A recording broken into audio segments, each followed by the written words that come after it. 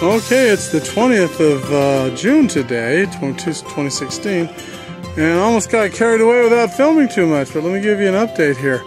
The supplier that I have, a Home Depot, ran out of these polycarbonates here, so I had to kind of stop where the ladder is for a few days, so I'm working on other things.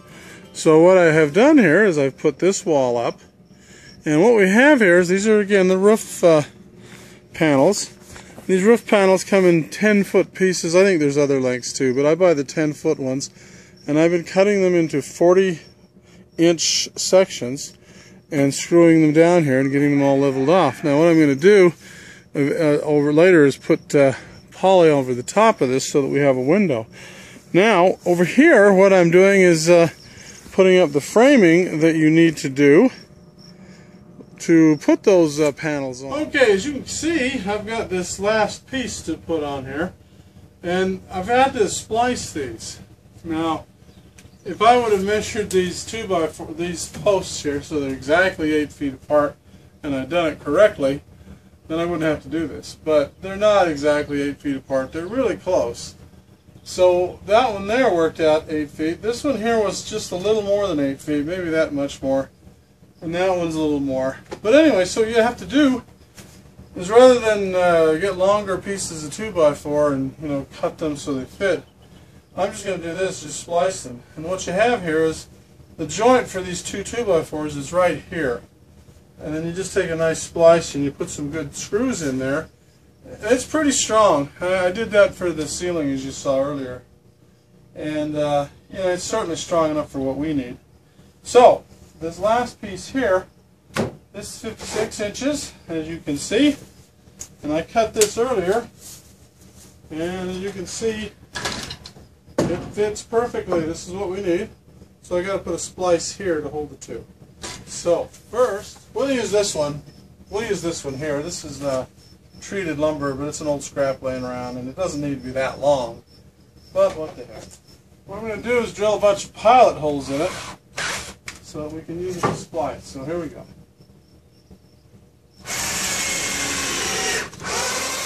So now what we'll do is put that over there so that half of it sticks out so we can splice onto the other board, and then we'll screw this down as straight as we can.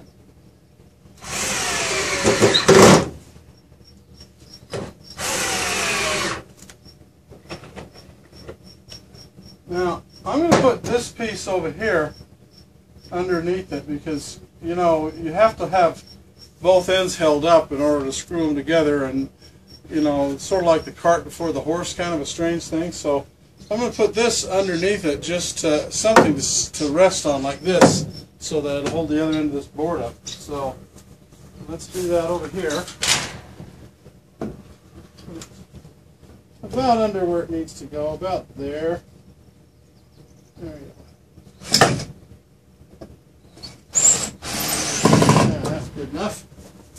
Okay.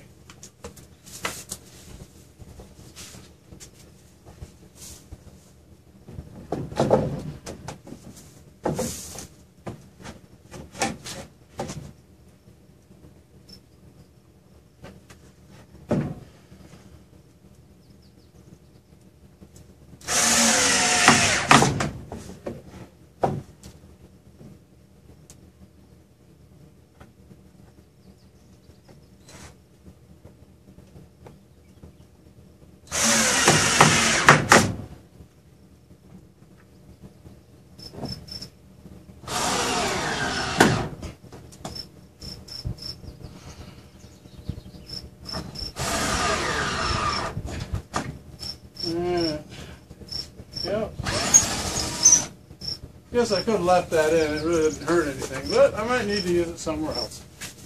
Anyway, there you go.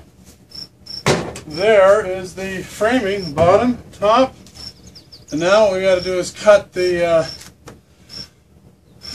siding. I always have trouble searching for words. The roofing material, the steel roofing material.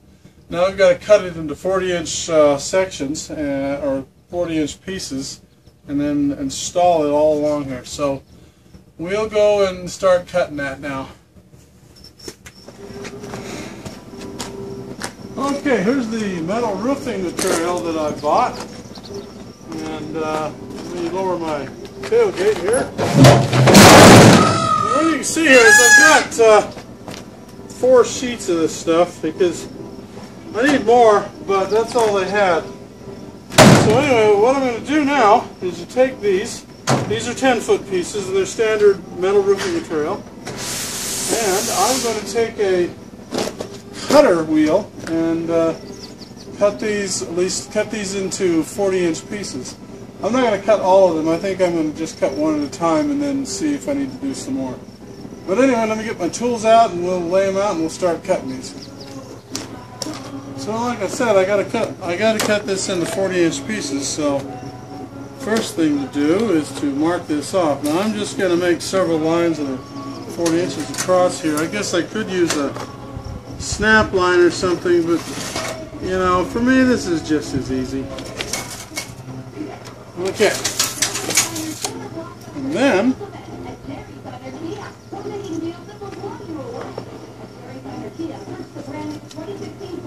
we use my electric cutting wheel here. And this is just a standard metal cutting disc. That's all it is. You know, a couple of bucks. And then I'll throw this over here to get it out of the way.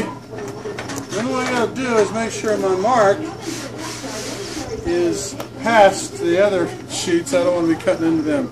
So here goes.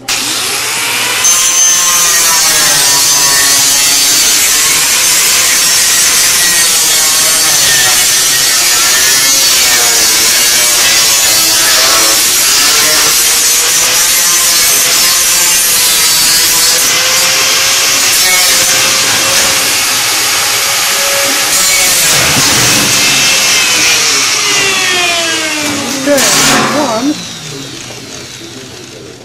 Now, cut the second wheel.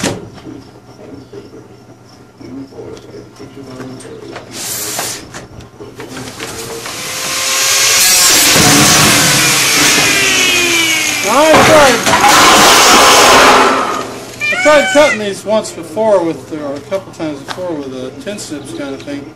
I guess there are a proper kind that you can get that work pretty well, but when I figured this out, this works really good. This grinding wheel is about gone. I shouldn't be using it because it's getting too small. That's why I've had to go back and cut over a couple times. But anyway, there's our pieces right there.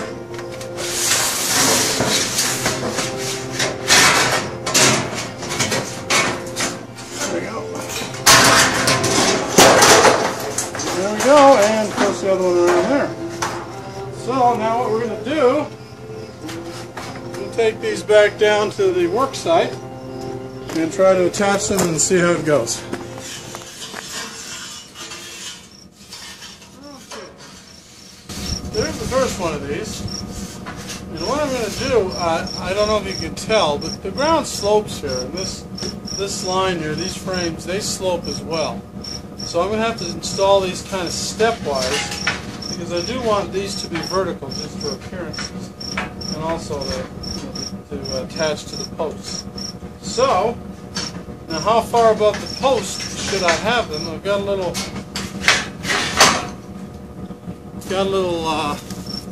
template that I made here. You can see this piece of block here. I've got a line on it. And what I'm going to do is put this on here and then make sure that the top of the siding comes to this line right here. And that'll be about right. So, let's do the first one. And what I didn't tell you either is I'm going to fasten it with these screws. See, these are the same thing I used for the roof, except these are shorter because they don't need to, you know, go through all the material that I have up there. But anyway, so here goes.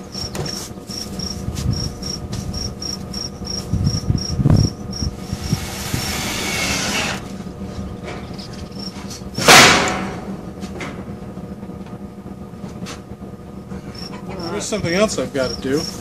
as you can see, the ground slopes. The one end of that siding needs to be dug out underneath this so that it can go down so that it's level. So I've got to get the shovel and take care of that.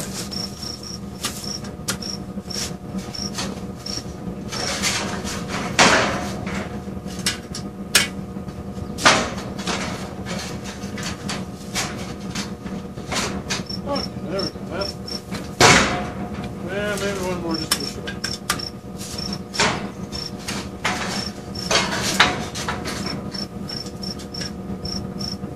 There. Now I'm going to eyeball this to see that it's level, but that'll be okay. It's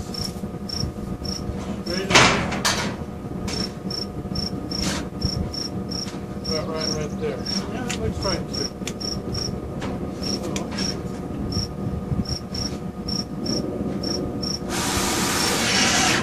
Now, alright, the reason that's level is because it's level with this post here on the outside. It's flush with that post. But as you can see this level string right here. It's below this, and on this end it's above it. And again, that's because of the slope. Now the next one that I put in is going to be up a little higher, and I'm not sure it's going to clear the ground here either. But let's go try it. Yeah. And even without my little block, I can see that this is way too high. I've got to dig a trench down in there a little bit, so I will do that.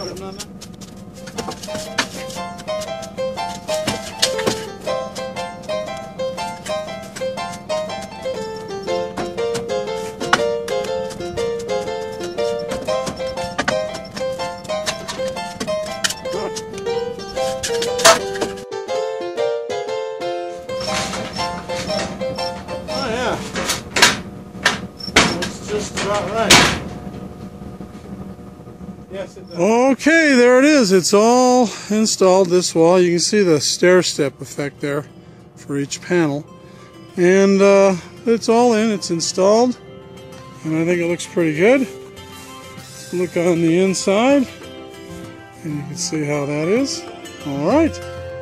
So, now, it's frame up these little holes for the swamp cooler, and stand there and do the other end, the other wall.